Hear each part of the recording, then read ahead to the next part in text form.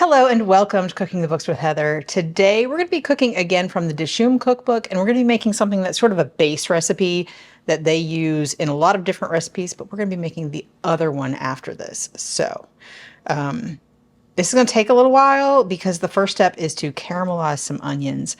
I have measured out some oil, and I'm going to be 100% real with you. This is less than 2/3 of the oil that the recipe calls for because I just don't think it's gonna need all that much. It was a lot, and this is vegetable oil. I'm using grapeseed oil.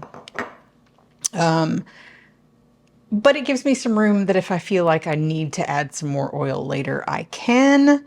And because of some other things, I did end up looking up some other information, some other people who've made this recipe just to see for another thing we'll talk about in a minute, and a lot of them suggested that it was a lot of oil, so I'm just not going to use that much oil. You do you. And maybe it will turn out awfully because of it. Maybe it won't. We'll see. It says to use a deep, heavy-based frying pan, so this is a pretty heavy, all-clad stainless steel frying pan, and it is, pretty deep. Since there's going to be tomatoes, I'm not going to use my cast iron for this. But so I'm going to put this over medium-high heat and let it warm up a bit before I add my onions. This is quite a lot of white onions. That is what the recipe calls for, Spanish white onions. I originally didn't buy enough, so I had to go back and buy some more. But we're going to caramelize these, and it's going to take... This says 20 to 40 minutes. You can add a little bit of water to keep them from burning. They're ready when they're soft in texture and deep brown in color. So we don't want to burn them, but we do want them to be deep brown. I might end up having to turn the heat down a little bit. We'll see. Medium high on that burner. In my stove turns out a little bit hotter than I might be ready for. But I'm going to go get these into the oil. They should simmer quite rapidly. Without sizzling too much. I don't know exactly what that means, but don't let them burn. So I'm going to take my oil over there in case I decide I need it, and all of these onions are going to go in the pan. No salt or anything yet. I think that noise is simmering and not sizzling, so maybe we're good. I'm going to be keeping an ear out and going back to stir it on occasion. But until then, we're going to talk a little bit about ingredients. Easy ones. We need the garlic paste and the ginger paste that we have made previously. I'll link both of them to this recipe, probably in multiple places, definitely down there and probably up here. Maybe at the end, I don't know. We'll see. We're going to need the Degi Merch chili powder, which we've used before. We're going to need salt, and we're going to need fresh ripe tomatoes or good quality tinned. I found the ones on the vine, it's not tomato season here yet, but the ones on the vine tend to look riper than the rest, so that's what I ended up getting. I'm going to just chop those up real quick and put them into this bowl. In fact,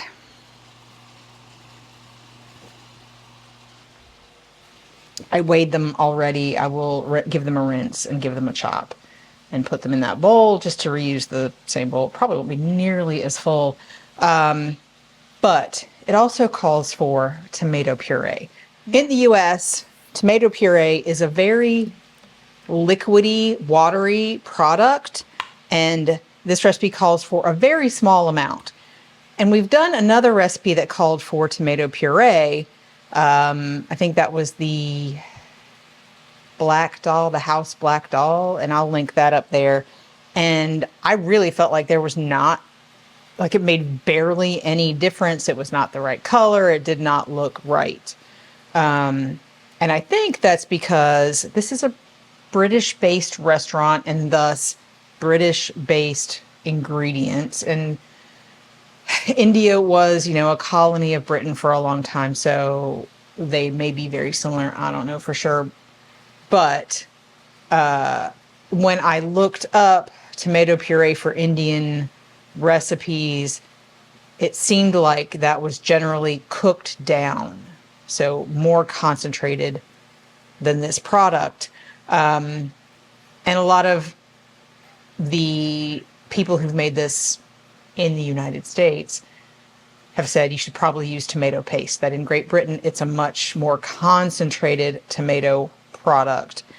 So, and the amount, the very small amount, so this whole thing is almost 800 grams and it calls for like way less than 100 grams. So I am planning to use tomato paste in this instead of the American tomato puree. And I will definitely have to go back. In fact, I plan to anyway, to serve this to some friends. Eventually we'll get there. I will have to go back and make the dal using tomato paste and see if that clears up my concerns. It was just kind of like, it's fine, but it wasn't really great. Whereas a lot of people on the internet think that it's a great recipe from this book, which is one of the reasons why I made it. So I think that that might be the case. So now that's going to caramelize for a while. I expect to be at least half an hour. I'm going to wash and chop these. I'm not going to bother taking off the skins, although I kind of would like to. I don't think that's in the cards for me today. It's just an annoying process. So I'm going to get all of my other ingredients weighed out and measured. But we have caramelized onions on this channel before, and this is not very different except for the fact that these are finely and evenly diced. They're diced kind of small, not minced. Whereas I think we've done mostly caramelized onions when they have been sliced, but that's it. I think we're probably going to stop the recording. If I feel like I need to show you guys this, I will, but it is, let's see, 2:30-ish now, and I expect it's going to take at least a half an hour, and I'm not going to make you guys watch all of that because it says it takes 20 to 40 minutes, and I assume we're going to be on the 40 to 60 at least. But they do at least request a high heat, so we'll see. Anyway, I'm going to measure out all my ingredients, and we'll be back once those onions have caramelized. It has been about 40 minutes, and I'm going to call this caramelized dark brown. And as you can see, there is plenty of oil still, so I'm glad that I put in less than the recipe calls for. I'm going to turn my heat back up because I turned it down while we were setting up filming stuff. And I'm going to add the garlic and ginger pastes that I weighed and measured here and also defrosted a bit. And now we're going to saute this, stirring constantly. We just don't want that to burn either, but we want it to, you know, cook. Give that a couple minutes.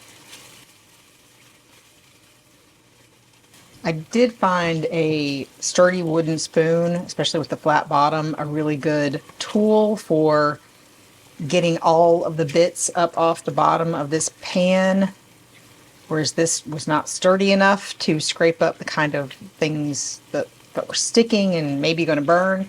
This worked out really well. It smells gingery and garlicky. And I think that's probably good, honestly. I really don't want to burn that, and some of it's starting to stick to the bottom, so we're going to continue with the recipe. Now we're adding the tomato puree, tomato paste, the Degi Merch chili powder, and the salt from the recipe. I just put them all in the same container because they all go in at the same time. And again, we're going to stir and cook this for like 2 minutes. I'm probably going to go switch back to the wooden spoon to scrape up the bottom a bit, just so we don't get any burning. I think that's been cooking long enough. And now we're going to add the last ingredient, which is the chopped tomatoes, either canned or fresh if you have decent ones. We're going to put these in here, and these are supposed to cook for about another 20 minutes. You want these also to caramelize and cook down.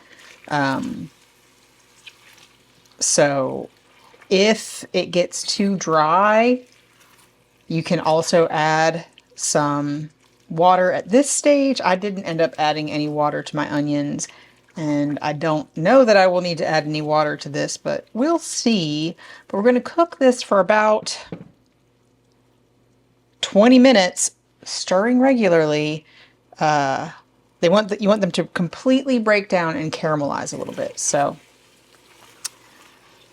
we will probably not show you that entire process because it's going to be boring, but we will let you know. We will show you what it looks like when we're all done and let you know what we're going to do with it in just a second.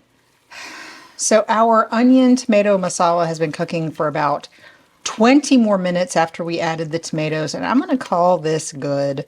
They are pretty much broken down, did caramelize some on the bottom. And I think it's good. I think this is a good place. I'm going to give it a little taste so I can sort of describe to you the flavor. It has only the barest hint of spice from the chili powder. That's not a super spicy chili powder. It's a very deep flavor. A lot of sweetness from the caramelized onions, and you can taste the ginger and the garlic, but neither one is super forward. So this is a great flavorful base.